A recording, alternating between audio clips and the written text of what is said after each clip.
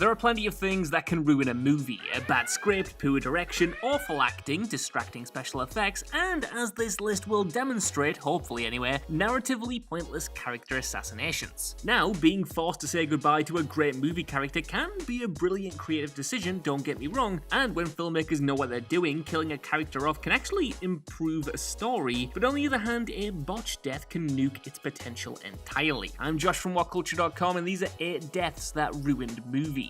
Number 8, Stephen Hiller, Independence Day Resurgence. Sequels to fan-favourite 90s movies don't always go over so well, and Independence Day Resurgence was no exception. 20 years after the original, the film's reputation was already in tatters when it was announced that former star Will Smith wouldn't be returning. Of course, that was a huge bummer, as in the original sci-fi blockbuster, Smith had portrayed veteran Army pilot Colonel Steve Hiller, who led the charge against the movie's alien invaders and welcomed them to Earth in the only way he knew how. But with Smith gone and no longer keen on returning, the writers had to get rid of Hiller for the sequel, and did so in the most cruel, unceremonious way possible by having him die off screen, killed in an explosion caused by some malfunctioning alien tech that he was testing out. It was a lame, brutal, and unnecessary demise, and the rest of the film never really recovered from Smith's absence, especially once they brought in a wooden Liam Hemsworth to take the lead and bogged the movie down in bland CGI and a derivative story. Number 7, David Dunn, Glass. For the most part, M. Night Shyamalan's unprecedented follow-up to Unbreakable and Split is a pretty interesting affair, allowing 3 of his most famous characters to turn up in a film together and twist up the superhero movie formula in the process. Though it ends up wasting some of its narrative potential by the end, Glass at least hits audiences with enough shocks to keep itself interesting, especially in its final act, which sees the death of overarching villains Mr. Glass and the Horde. But then, in what can be best described as one twist too many, the film's hero, David Dunn, whose only weakness is water, is killed after being drowned in a puddle by some nameless goon. And in a nutshell, that's it. Shyamalan went one step too far with this twist, as most of his late career movies tend to do admittedly, and ended up leaving a sour taste in the mouths of fans everywhere. We'd waited decades to see David Dunn again, and then he's just done and dusted in the lamest way ever. Number 6, Donna Sheridan, Mamma Mia, Here We Go Again. Listen, Mamma Mia was a great, life-affirming film that sported great performances, infectious joy, and a witty script. It was also a major success, becoming a box office smash overnight and earning itself legions of fans. Starring a wonderful collection of stars, including a seriously enjoyable turn from Meryl Streep as fierce protagonist Donna Sheridan, a sequel was not only welcome, but inevitable. And Here We Go Again carries with it a lot of the same lovable wit that made its predecessor so good, as well as some great characters and impressive musical numbers. But in the film, which is mostly told through flashbacks, it's revealed that Donna has passed away between movies, diagnosed with cancer and unable to recover. Not only does this put far too much of a dampener on the film's otherwise hopeful tone, but it also shuns Streep from large portions of the story. And though Lily James does try admirably to fill Streep's shoes, the lack of Donna and Streep's perfect performance ultimately lets it down in the end, and ruins the plot's momentum as soon as the twist becomes clear.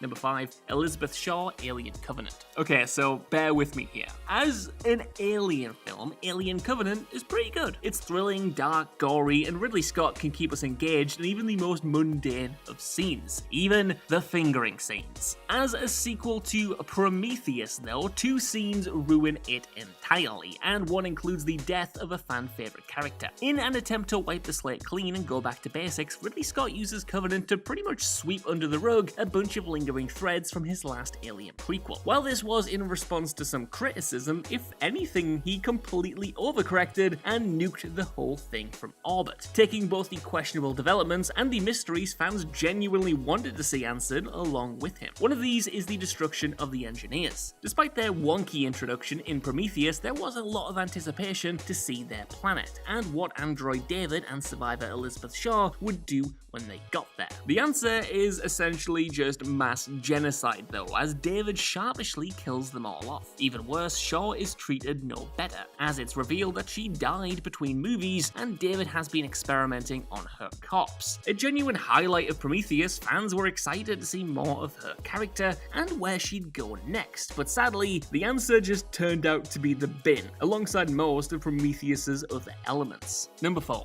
Bane and Talia al Ghul, The Dark Knight Rises. Topping The Dark Knight was never going to be an easy task, but at least for a short while it looked like The Dark Knight Rises, would pull off a miracle. And for the most part, I still personally enjoy the movie, but its potential for greatness is definitely squandered in a quick 1-2 punch of bad death scenes. Anchored by its impressive cast, including newcomers Marion Cotillard as the mysterious Miranda Tate, and Tom Hardy as the unstoppable supervillain Bane, and explosive action sequences, the first half of the movie works wonders with the script, tone, and development of the trilogy's most established characters. But everything starts to fall apart once Tate is revealed to be Talia al Ghul, the daughter of Ra's al Ghul from Batman Begins, as well as the mastermind behind Bane's recent rise to power. The shock twist is then followed by the quick death of Bane at the hands of Anne Hathaway's Catwoman, and then Talia's laughably acted demise a short while later. Between the heavy-handed plot twists, Bane's sudden transformation into an easily beaten threat, and Cotillard's infamously appalling death scene, the film's two major deaths ruin the tone and momentum of the story with their anticlimactic executions, and the movie never really recovers after. Both of them deserved better is what I'm trying to say, especially Bane. Number 3, Cassie Thomas, Promising Young Woman. Promising Young Woman is a troubling, fascinating film from director Emerald Fennell, focusing on the long-term emotional effects of sexual abuse, survivors' guilt, and injustice. Its ending, however, has become one of the most divisive in recent memory, and for some, completely ruins the whole thing. Throughout the movie, Cassie is slowly building towards getting revenge on the man who assaulted her friend, who subsequently killed herself in the aftermath a few years ago. And initially, it looks like she's going to win and come out on top. Only at the last second, he gains the upper hand in the situation and then smothers her to death in a harrowing scene, though she later gets the last laugh by sending the police after him via a posthumous tip-off. Now, the aim of this dramatic twist is a noble one. It can be seen as an allegory for how society often fails abuse survivors and only effectively acts when it's too late. But in the context of this film, it's so jarring and heavy-handed that it's difficult to not leave an unintentionally sour feeling afterwards, and muddles the focus of the story, making you reevaluate the point of the whole piece. The visceral death scene, contrasted with the weird feel-good and neat ending of everything wrapping up after, is all over the place tonally and confuses a potentially empowering message. Now, I understand the optics of this. This is me, a guy, talking about how this ending doesn't work when it has for so many others. However, there is a great piece of writing out there by Mary Beth McAndrews titled On the Disempowerment of Promising Young Woman that sums it up better than I ever could, that I definitely recommend checking out. Number 2, Evan, The Butterfly Effect. There are two endings to 2004's underrated sci-fi thriller The Butterfly Effect, one which works brilliantly and was used in a theatrical release, and one that can only be found in the director's cut and should never ever have seen the light of day. The basic gist of the film is that Evan can travel through time and inhabit the body of his younger self. He uses this power to go back in time and attempt to fix the lives of his deeply troubled friends. Though a very difficult film to watch in parts, it at least makes the most of its inventive and outlandish premise, and ends on an ambiguous high which teases a happy ending for Evan and his old pals. The director's cut, however, completely ruins this though, by having Evan go back one last time to when he was still in his mother's womb and then kill himself, so that his friends will be okay because they'll never know him. Essentially, it's like the anti-It's a Wonderful Life. This ending is just all kinds of wrong and completely ruins the movie in particularly sickening fashion. So yeah, just try not to be unlucky enough to watch the director's cut first, because that will ruin everything. Number 1, Randy Meeks, Scream 2. Making a sequel to Scream was an inspired move, because it offered director Wes Craven the chance to satirize one of the biggest recurring tropes in the slasher genre, that being sequels with the same plot as the original. Kicking off with a brilliantly unexpected cold open before setting up the rogues gallery of potential Ghostface suspects populating Woodsboro's Windsor College, the film maintains much of the charm, wit, and shocking violence that made its predecessor so